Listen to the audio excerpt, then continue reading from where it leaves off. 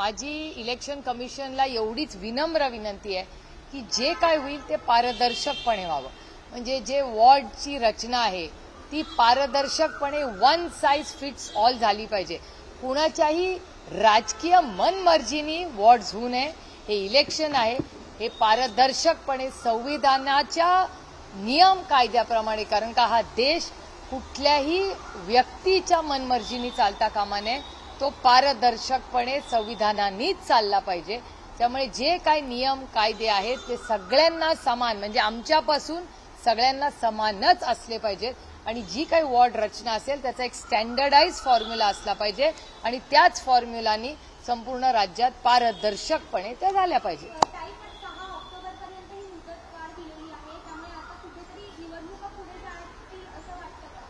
मला काय आश्चर्य वाटत नाही. मी तुम्हाला ज्यावेळेस ऑर्डर आली तेव्हाच म्हणत होते की म्हणजे माझे तर सहकारी प्रशांत जगताप हे तर कधीपासून म्हणतात की पुढच्या वर्षीशिवाय इलेक्शन होणार नाही.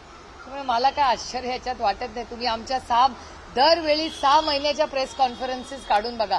आम्ही जे आरोप मी म्हणणार नाही, जे स्पष्टपणे आम्ही भूमिका मांडलेली आहे ती भूमिका 6 महिन्यांनी खरी होती.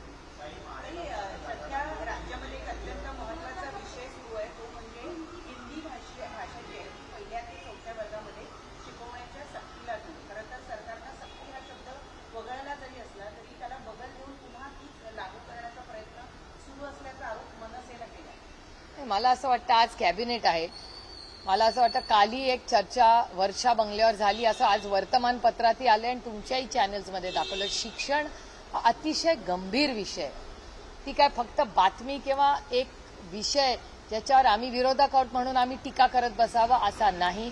हा अतिशय गंभीर विषय आपल्या सगळ्यांच्या मुलांच्या आयुष्याचा प्रश्न आहे. त्याच्यामुळे न्यू एज्युकेशन पॉलिसी हे शिक्षण सोपं करण्यासाठी होती, अवघड नाही. इन्क्लुझिव्ह एज्युकेशन, डिव्हर्सिटी इन एज्युकेशन, असे अनेक नवीन ज्या घटना आहेत. मग स्कॅन्डिनेव्हियामध्ये असलेलं शिक्षण असेल, अनेक परदेशातले मॉडेल असतील, काही भारतातले यशस्वी मॉडेल, म्हणजे अनेक जिल्हा परिषदच्या शाळा आहेत ज्याच्याकडे अतिशय चांगले यशस्वी मॉडेल्स आहेत. तर का नाही त्या सगळ्या प्रक्रियेतून ज्या काही बेस्ट प्रॅक्टिसेस असतील त्या सगळ्या घ्याव्या आणि त्या पद्धतीने शिक्षण तज्ज्ञांचं मार्गदर्शन घेऊन हा निर्णय घ्यावा. याच्यात आम्ही सगळे शिक्षण तज्ज्ञ नाही. शिक्षण तज्ज्ञांना घ्या. आणि मी स्वतः एसएससी मध्ये शिकलेले आहे. तर 2 भाषा या एसएससी मध्ये आहेत, 1ली ते 4थी. याच्यात बदल आणण्याचं कारण काय? त्याला काहीतरी डेटा एव्हिडन्स पाहिजे ना. आता कुणाची मनमर्जी लागली म्हणून चला आता हे बदला, असं होत नाही. आणि मला एक चिंता वाटते ज्याबद्दल मी माननीय दादा भुसेजींना वेळही मागितली आहे की एका वर्तमानपत्रात अशी बातमी आली होती की हे 3री भाषा जी शिकवणार आहे त्याच्यामुळे जो फायनान्शियल लोड येणार आहे त्याच्यामुळे स्पोर्ट्स आणि ड्रॉइंग टीचर हे कमी करणार आहे, असं वर्तमानपत्रात आलेली बातमी आहे.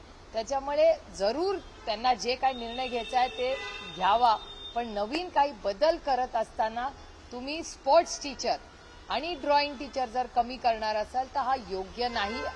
त्याच्यामुळे ह्याच्यासाठी मी क्लॅरिफिकेशन मागण्यासाठी दादा भुसेंची वेळ मागितली.